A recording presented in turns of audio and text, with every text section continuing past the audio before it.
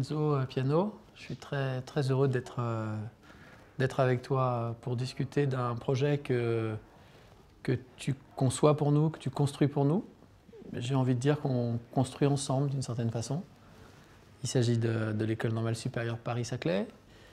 La question sur laquelle j'avais envie de t'interroger pour commencer cette conversation, c'était un petit peu ce qui était, selon toi, l'apport de l'architecte sur un projet comme ça. Et en te posant cette question, je pense à tout ce que tu as construit, évidemment beaucoup d'institutions culturelles, mais aussi beaucoup de lieux de recherche, d'enseignement supérieur. Je pense à Columbia, je pense à Trento, je pense bientôt au Politecnico de Milan. Qu'est-ce que tu apportes, toi, comme architecte, dans ce type de projet? Construire, c'est toujours un geste civique de grande valeur. Enfin, un architecte n'est pas capable d'amener quelque chose dans une institution comme une école, une grande université. C'est pas bon. C'est pas bon. C'est le mot même édifier, intéressant. Édifier. Édifier, c'est plus que construire. Et en réalité, s'il y a un monde qui change, qui a changé d'une façon énorme, dans les dernières 50 années, c'est l'école. Alors évidemment, qu'est-ce qu'on tâche d'apporter? Et on apporte cette joie de partager la même chose avec d'autres. Évidemment, dans des moments de solitude, puisqu'il faut quand même, dans une université, avoir des moments de silence, de calme, de concentration, mais aussi des moments de confrontation, et de discussion, et tout ça, et surtout d'apprentissage et d'exploration. Et là, je crois qu'on vient à l'aspect peut-être plus important, parce que j'ai fait beaucoup d'écoles, beaucoup d'universités, mais celle-là, l'École normale supérieure de Saclay, un petit peu spéciale, puisqu'on mélange cet aspect et apprentissage avec l'aspect recherche. Alors ça, c'était un point absolument central du programme. Donc je vois que tu avais bien tout de suite en tête le programme qu'on avait posé. C'est vrai que c'est, je pense, le programme architectural au sens du concours. C'était un programme précis, complexe, beaucoup de choses. Et en même temps, ce que tu viens de dire là était central. Une des révolutions que nous essayons d'introduire, c'est que les élèves ne sont pas confrontés seulement à un savoir, mais ils sont confrontés à une expérience, et une expérience de découverte et une expérience de construction de la connaissance. Alors, il fallait par exemple rapprocher la salle de classe du laboratoire. Le laboratoire est conçu comme le lieu protégé par excellence. Comment architecturalement, le bâtiment propose des solutions par rapport à ça. Est-ce que tu peux, disons, nous en dire un mot? Oui, mais justement, c'est peut-être un des points les plus spécifiques, puisqu'il n'y a pas une université comme égale à l'autre. Elles sont toujours différentes. Il n'y a pas un seul bâtiment qui soit comme les autres. Alors, celui-là, il est spécial grâce à ça. Et il faut édifier cette merveilleuse sensation d'être dans un lieu dans lequel on apprend, mais aussi dans lequel on se frotte à la curiosité humaine de la recherche, l'art d'explorer. Et comment est-ce qu'on fait ça? Là, il faut parler du bâtiment. Alors, du coup, le lieu dans lequel ce petit miracle se passe, ce grand miracle se passe, c'est plutôt le premier étage. C'est là où il y a l'atrium, c'est là où les gens circulent, mais ce n'est pas seulement ça, puisque le rez-de-chaussée, c'est aussi le lieu de rencontre, et il y a l'usine, ce que j'appelle l'usine, mais qui est en réalité la grande salle d'expériment, qui est énorme, qui fait 150 mètres de long. C'est une merveilleuse usine. D'ailleurs, quand je suis venu la première fois à Cachan, voir la salle des laboratoires, la grande salle. Tu t'es emmené voir le bâtiment construit par Raymond Day, en fait, Bien qui sûr. est en fait le bâtiment des ateliers. Là, je suis resté quand même. J'ai dit, là, il ne faut pas qu'il soit séparé, il faut qu'il soit au milieu de tout ça. C'est même le point de départ, c'est là. Et alors, c'est évident que les étudiants qui sont là, qu'ils soient là seulement pour étudier ou pour explorer, mais il y a aussi des chercheurs. C'est une école dans laquelle la proportion entre étudiants, professeurs, chercheurs et doctorat et tout ça, c'est hors la norme. Et je crois que ce mélange, ça a à faire avec une chose merveilleuse que j'appelle la curiosité humaine. Je l'appelle même la beauté humaine, parce que ça vient de là. C'est amusant que tu parles de la beauté, parce que d'une certaine façon, mais quand on regarde l'histoire de l'architecture, l'histoire récente en prenant une centaine d'années, en France en tout cas, jusqu'aux années 50, l'éducation d'un architecte, elle est fondée sur un idéal de la beauté. C'est le nombre d'or, c'est une sorte... et on cache la technique. On la dissimule derrière des conventions de forme qui rappellent des canons de beauté. Et je dis ça parce que quand j'ai organisé ce concours, beaucoup d'architectes sont venus. Et je vais t'avouer que j'avais un peu la crainte, parce que c'est une dominante aujourd'hui d'une architecture qui se montre technique, ou qui accroche des choses, qui met du fer, du verre, des choses presque des accessoires. Et ton approche dans le concours, quand je le regardais, je voyais l'absence de facilité formelle, la rigueur technique. Et quand on a commencé à discuter, tu parles de la beauté aujourd'hui, mais les premières discussions qu'on a eues, c'était sur le texte que vous aviez écrit au concours, et où vous disiez, au milieu du projet, il y aura un jardin des merveilles. J'ai dit, c'est quoi cet architecte qui a construit Beaubourg, qui fait des bâtiments avec des poutres, du métal, des magnifiques objets qui sont parfois qui tendent des haubans, et puis qui me parle d'un jardin des merveilles. Quand on s'est rencontrés, tu as parlé de poétique, tu as parlé d'imaginaire aussi. Et je me suis dit, ça se construit comment dans ton esprit, cet imaginaire autour d'objets très techniques? Mais c'est très simple, c'est à cause d'une petite polémique que j'ai avec moi, avec ma profession et tout ça. Construire, c'est une art. Et il y a une poétique de construire. C'est pour ça qu'au milieu de tout ça, qui est tellement rationnel, puisqu'on construit quand même un lieu d'apprentissage, un lieu de recherche, la science, la précision. Mais il y a un jardin de merveilles. Il y a un lieu, et c'est là qu'avec Pascal Kirby, on avait commencé à développer cette idée. Tu as un espace qui est quand même grand, hein? Il y a de l'eau, il y a une centaine d'arbres là-dedans, mais tout est fait pour que ce soit un lieu dans lequel... enfin, je pourrais même dire que le projet est parti de ça. Au lieu de partir du bâtiment, le projet est parti du jardin, il est parti du vide. D'ailleurs, ce n'est pas anormal. Dans le projet, moi j'ai cette habitude. Je commence toujours par le vide. Et c'est presque toujours par une place. C'est une ancienne manie. Tu commences toujours par une place. Alors, à Sacré, il ne fallait pas commencer par une place, mais c'est presque une place. C'est mi-chemin entre une place et un jardin.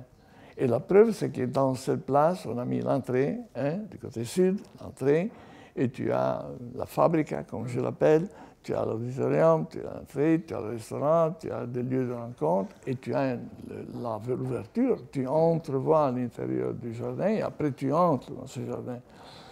Alors on peut dire, enfin je peux dire, nous pouvons dire tous les deux, que quand il y a eu un moment d'oral au concours, puisque tu es venu présenter quand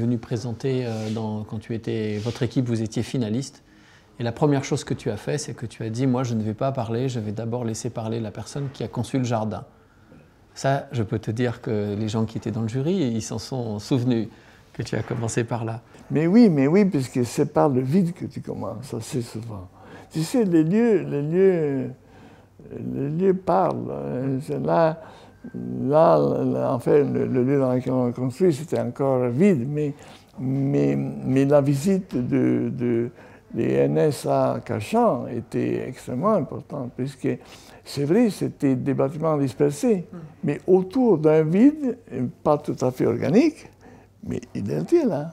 Et ça, il faut le dire. Chaque projet est déjà là. il est caché quelque part. Il faut savoir regarder. Alors là, dans cachant, qu'est-ce qu'on avait? Qu'est-ce qu'on a encore? Mais après, et on a des bâtiments tout autour d'un lieu dans lequel on a des voitures qui se promènent, tout ça, c'est pas tout à fait génial, mais c'est quand même clair que tu as un lieu au centre et autour duquel tu construis l'école. Les projets commencent assez souvent par les vides, pas par le plein, par les vides. Et là ce grand jardin, je ne suis pas sûr s'il faut l'appeler jardin ou piazza. Puisque c'est bien sûr qu'il y a des arbres, mais il n'y a pas que des arbres. Il y a des zones minérales assez grandes. C'est là qu'on veut faire du cinéma. C'est là qu'on veut faire et peut-être jouer de la musique. Il ne faut pas oublier, hein, quand c'est enfermé, c'est ouvert, mais c'est quand même protégé. Du point de vue acoustique, bien sûr, il faudra de l'amplification, c'est évident. On est à l'air ouvert, mais on est quand même assez protégé des bruits extérieurs. Et on a des surfaces réfléchissantes. Je vois très bien l'idée qu'on puisse, à un moment donné de la journée, avoir de la musique, que ce soit spontané ou que ce soit organisé, mais j'adorerais faire des concerts. Alors, tu as dit tout à l'heure que l'architecte pouvait changer le monde. Aujourd'hui, les injonctions qu'on a, c'est de vouloir le sauver, le monde, parce qu'il y a le changement climatique, il y a cette espèce d'angoisse de ce que peut donner la civilisation humaine en termes de soutenabilité. Je dis ça parce que, évidemment, cette responsabilité, tu l'assumes aussi dans ce bâtiment, avec des particularités. On parlait du jardin, le jardin contribue à ces particularités. Est-ce que tu peux nous dire un peu, au fond, qu'est-ce que signifie pour toi cet enjeu, entre guillemets, climatique ou bioclimatique? Comment ça se traduit sur le plan architectural, sur le plan technique? Il faut commencer par la sagesse de savoir construire, et de construire de façon compacte, protégée. Et puis, bien sûr, après on a construit comme il faut construire aujourd'hui, mais on n'a pas souffert. Le besoin de faire un bâtiment sage du point de vue énergétique ne peut pas être l'excuse pour faire des bâtiments sombres, tristes et malades. Et il faut que ça soit beau, il faut que ça devienne un des éléments du langage, de l'expression, de la beauté d'un bâtiment. C'est pour ça que ces bâtiments respirent. Et bien sûr, ils consomment un nombre de kilowatts par an, par mètre carré, c'est comme ça qu'on le mesure, qui est 3 fois moins que d'un bâtiment habituel. Et d'ailleurs, surtout quand c'est une école, puisqu'il faut que ces jeunes apprennent ça. C'est que bâtir, c'est bâtir un monde qui consomme moins d'énergie. Il y a une chose sur laquelle tu as beaucoup insisté sur ce bâtiment, et je crois sur beaucoup de bâtiments que tu as construits, c'est l'importance de la transparence. Tu as dit d'ailleurs à l'instant qu'un bâtiment bioclimatique, ça ne doit pas être un bâtiment fermé, il faut garder en même temps cette transparence. J'ai pensé, quand tu me parlais de cette transparence, qui posait toute une série de questions, c'est-à-dire qu'est-ce qu'on peut voir? Est-ce que tout le monde verra les élèves en train de travailler? Est-ce que les collègues qui vont écrire des articles ou faire leurs recherches seront à la vue de tous? À cette question de la transparence comme à la fois un idéal, un idéal presque humaniste, comme tu dirais, et en même temps la nécessité de se protéger, la nécessité de faire obstacle à la transparence. Je t'ai fait un petit clin d'œil quand on parlait avant sur Starobinski, la transparence et l'obstacle. Voilà, on rêverait de la transparence et en même temps, il faut se résigner à l'obstacle. Est-ce que tu penses que, pour toi, architecte, la transparence a une vertu si particulière? Comment est-ce que tu la négocies avec l'obstacle? C'est un drôle de mot, transparence. Il y a des mots que j'aime beaucoup, mais ça ne commence pas avec la transparence, ça commence plutôt par la légèreté. Je ne sais pas du tout d'ailleurs d'où ça vient. Pourquoi je serais plus attiré par la légèreté que par la pesanteur. Mais je ne sais pas. Ça vient peut-être du port de Gênes, ça vient de la mer, de la Méditerranée, j'en sais rien. Je suis né et grandi dans une ville de mer. Peut-être ça, mais peu importe. Mais la légèreté amène une autre idée, c'est l'idée de la lumière et de la transparence. tout de suite après. Il y a quelque chose qui a à faire avec ça. Mais ça, c'est quelque chose d'un petit peu intime, peut-être même intimiste un petit peu. Mais il y a un autre aspect. La transparence m'intéresse puisque c'est urbaine, elle est urbaine. Et le mot urbain, je l'adore bien, parce que urbain, ce n'est pas seulement quelque chose qui appartient à la ville, mais c'est aussi l'urbanité des personnes. Une personne urbaine, c'est une personne qui sait. Et la transparence, si elle est bien utilisée, ça veut dire que tu fais une chose, mais tu sais qu'en même moment, dans le même moment, il y a d'autres qui font d'autres choses, mais qui sont avec toi. Et tu travailles avec eux. Alors, bien sûr que ça peut gêner par endroit, mais c'est intéressant. Alors, la transparence, dans ce sens, donne une autre idée, donne l'idée de participation. De participation, d'appartenance, je pourrais dire. Alors, évidemment, il faut être sage. On ne peut pas faire n'importe quoi. Mais il y a des techniques qui permettent, à travers les verres, avec les plans superposés, qui permettent d'obtenir cette sensation d'appartenance, mais tout en...